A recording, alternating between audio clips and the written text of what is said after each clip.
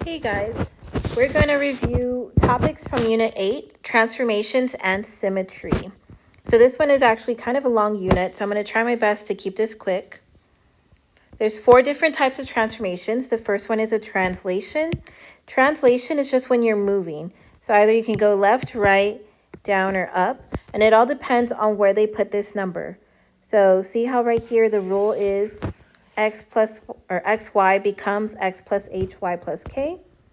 So this number here that's with the x determines whether it's going to move left or right, depending on whether it's minus or plus. K controls down or up, again, based on whether it's minus or plus. So for the first two, it says to just describe the transformation. So for this one, I have plus 8, so that'll be this one here. And then y plus 3, which is this one here. So this transformation would be a shift 8 units right and 3 units up. The next one, I have x plus 2. So again, that's this part. So it's going to the right. And y minus 7. So minus means that it's going down. So this time, it would move 2 units right and 7 units down. Okay, so now, based on the description, I want to write the coordinate notation for this. So let's see if I can try to keep this in the same spot. Okay, so this is left. So when we're moving left, it needs to be minus that number. So we would have x minus 5. And then we have up. So for up, it needs to be y plus that number. So y plus 9. And then for this next one, 7 units left. Again, left is a minus. So this would be x minus 7. And then 1 unit down. So when you're going down, you would subtract. So y minus 1.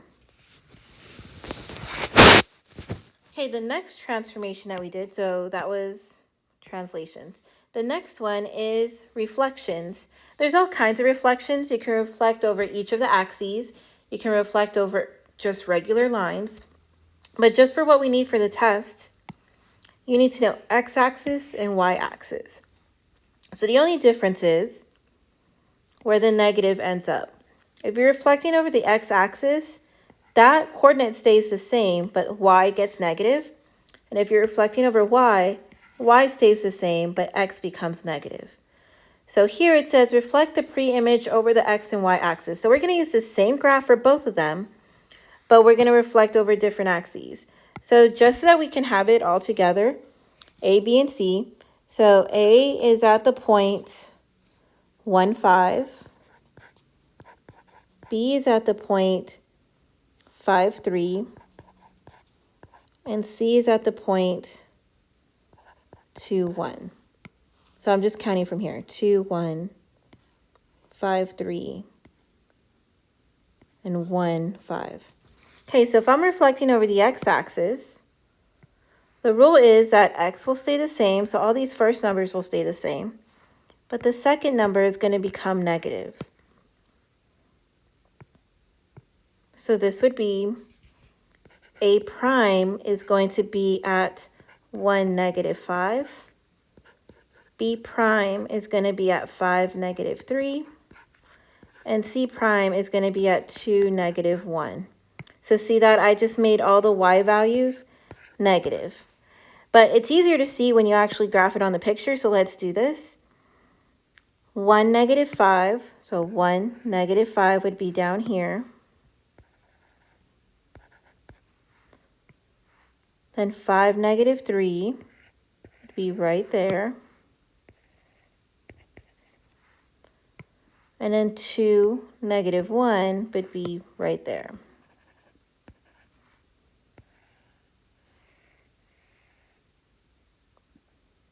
So there's our reflection over the x-axis. See how that x-axis is right in the middle of those two images? Okay, now if we were to reflect over the y-axis, This time, the x's will turn negative. But instead of doing the points first, I instead want to graph it first. So the way you can do it with the graph is here, starting with A. If I'm reflecting over y, I see that it's 1 this direction. So I'm going to mirror that and go 1 in the opposite direction. And then same thing for B here. It's 1, 2, 3, 4, 5 in the positive direction. So we're going to go the opposite direction, the same amount. And in the last point, it was 2 to the right, so we're going to go 2 to the left.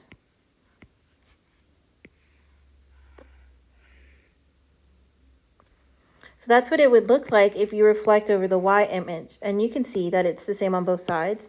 So now I want to go through and see where these coordinates ended up. So A ended up at -1, 5.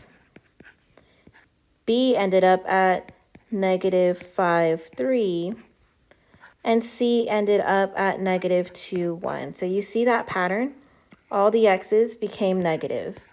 All the y's stayed as they were. Okay, our next type of transformation was a rotation. This one might be the hardest out of all the ones that we had to do. So for these, you're always going to be going counterclockwise. So that means that you're going to be going to the left first, if that makes sense, kind of like this. So going in that direction. And it's always going to be around the origin. Again, it could be around another point. It's just that for the purpose of the test, it's only going to be origin. So there's different rules for each one, 90, 180, and 270. Here are the rules that we're going to follow. So again, we have the same triangles before, but I want to rotate it with these amounts. So let's start out by saying where the originals are at. So A is at 1, 5. B is at 5, 3.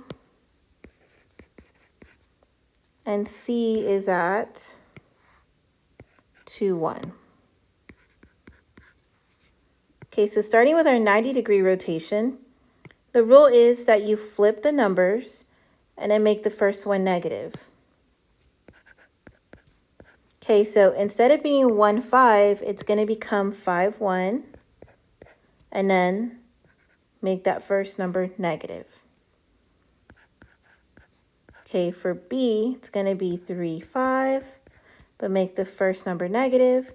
And for C, -1, 2, I switched them and made the first number negative. So let's graph this so we can see what it looks like. -5, 1, -3, 5,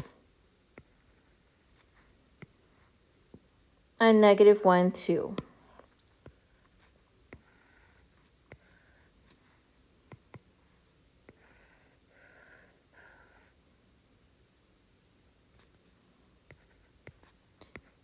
So this is what it would look like if it rotated 90 degrees counterclockwise. So see how it's not perfectly reflected or anything like that? So A is at the top here and then it switches to the bottom. It's because when you go from the origin to each point, it makes a 90-degree angle. Okay, so now let's try the 180. So for this one, you keep the same order, you just make both of them negative. So A would be at -1, -5. B is -5, -3. And C, -2, -1. So again, let's graph this. -1, -5. -5, -3. And -2, -1.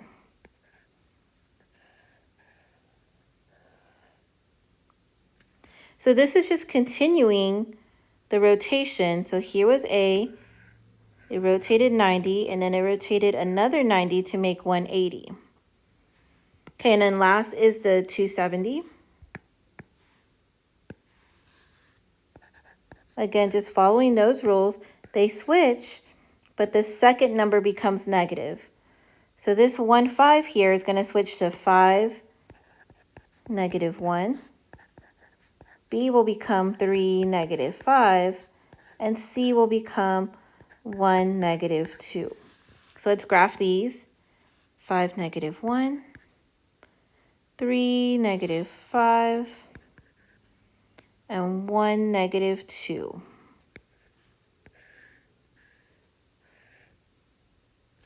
So that continues the rotation again. So here's A, rotated 90, then this is 180, and then there's our 270.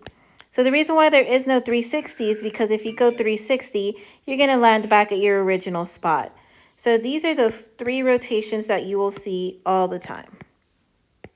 So this is 90, 180, and 270. Okay, and then the last transformation is a dilation. We're not going to actually graph these, but you do need to know how to find scale factor. So given a picture, you need to tell me whether it gets bigger, it gets smaller, and by how much. So just know that when you are doing scale factor, we call that K. You want to put the image over the pre-image, so the transformed one goes on top, the original goes on the bottom. Then, of course, if that number is smaller than 1, it's reduction. If it's bigger than 1, it's an enlargement. So for this picture, it asks, what is the scale factor of ABC to JKL? So make sure that you are using the correct letters, correct sides. So always look at the order of the letters. So since AB was first, and then JK was also first, those 2 sides will line up. So I don't even need to look at the rest of the triangle. I just can look at those sides. As you can see, the bottom doesn't have a number here, and then this side doesn't have a number. So we had to use those no matter what. Now, according to the note up here, the transformed one has to go on top. So how do we know which one is the transformed one if we don't have the primes? So whatever says 2, so this is starting, and then 2 transformed. Original to the transformation. So the transformation has to go on top.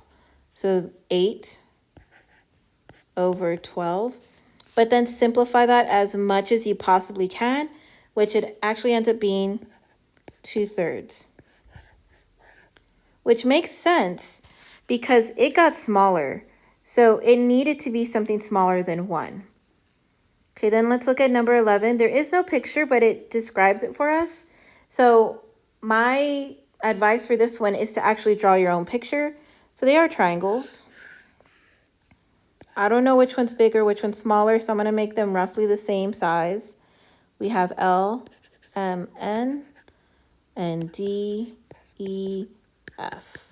Okay, so they tell us LM is 8, MN is 5, EF is 10, and FD is 12.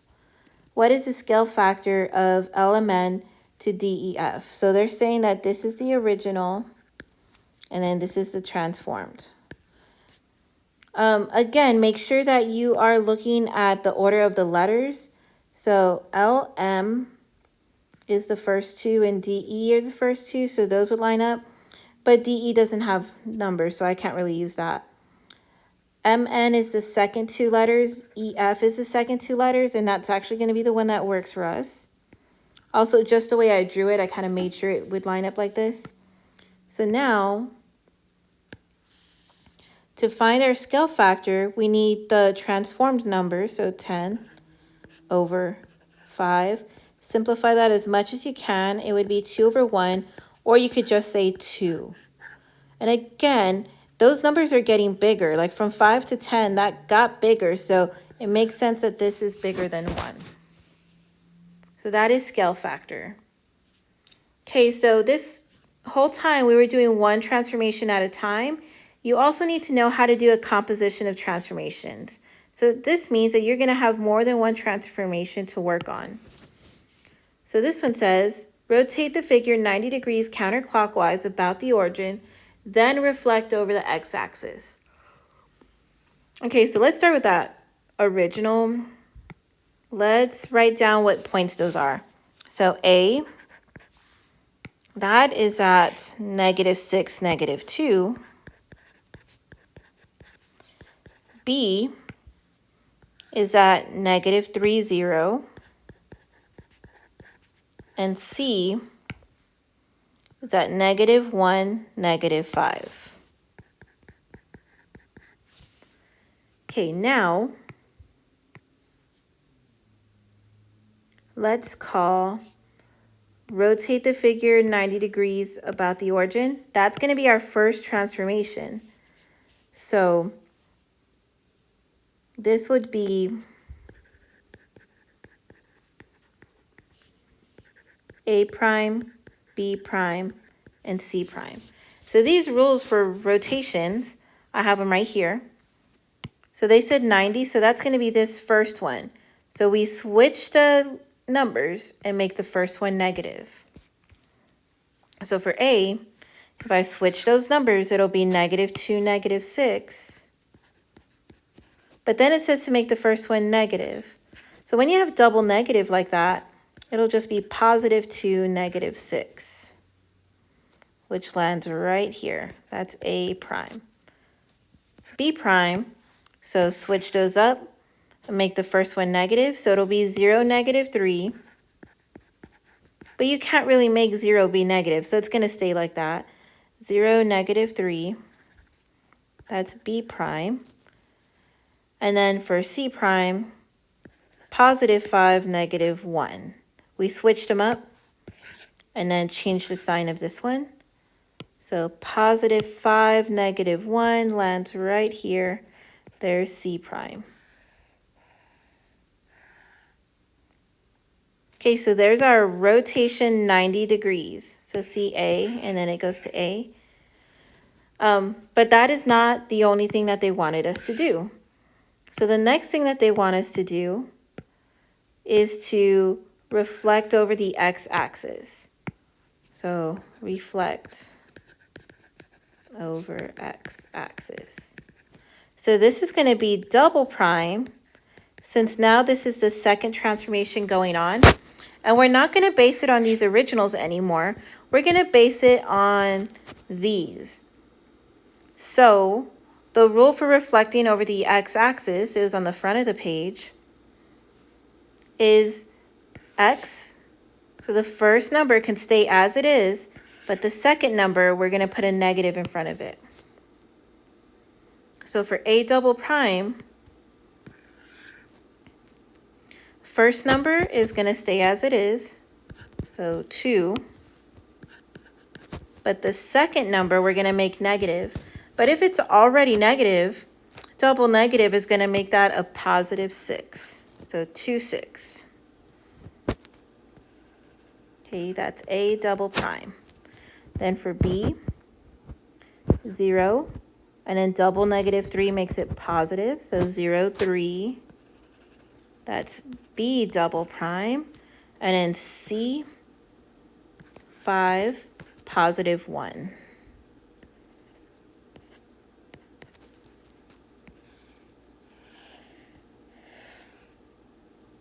Okay, and then there's our reflection. See how the y-axis acts as the middle between those two? So when you have a question over this, they're usually going to ask you about just one of the points, and they're going to ask you the coordinate for it. So this would be your final answer here, any of those 3 points. Okay, and then last thing for this unit is symmetry. There's 2 different types.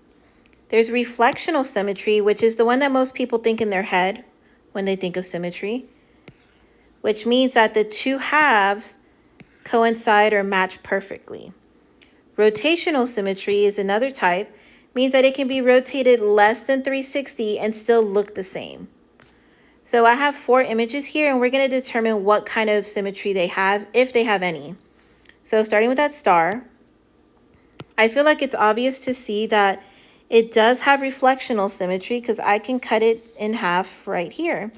And it honestly doesn't even have to be that one. I can cut it in half, let's say right here. As long as I can find some line to cut it and it be the same on both sides, that counts as reflectional.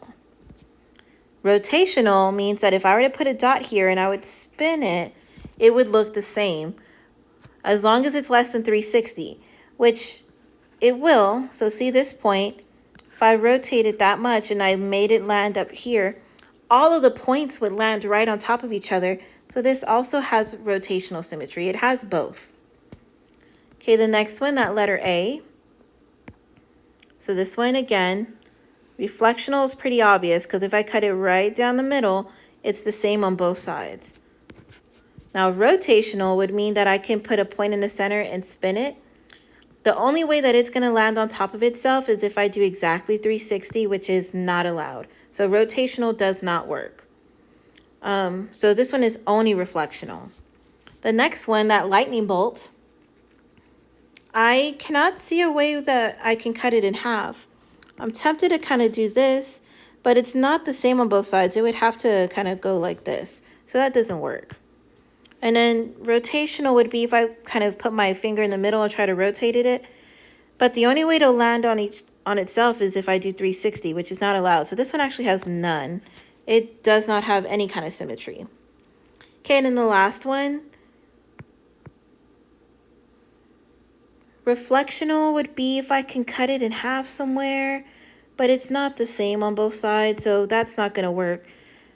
Rotational is if I put my finger right here in the middle, so this will work. So say if I had this point and I rotated it just enough to where it landed here, it would look the same as the original. So rotational does work.